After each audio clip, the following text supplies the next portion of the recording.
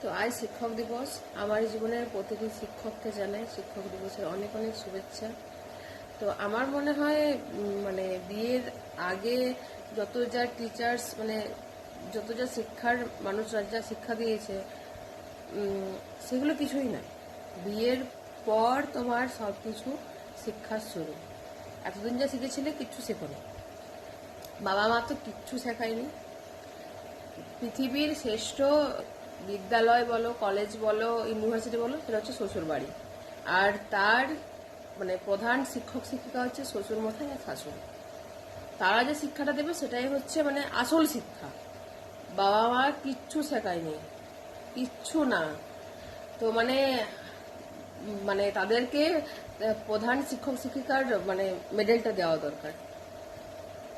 জীবনে যা শিখেছো শ্বশুর বাড়ি থেকে।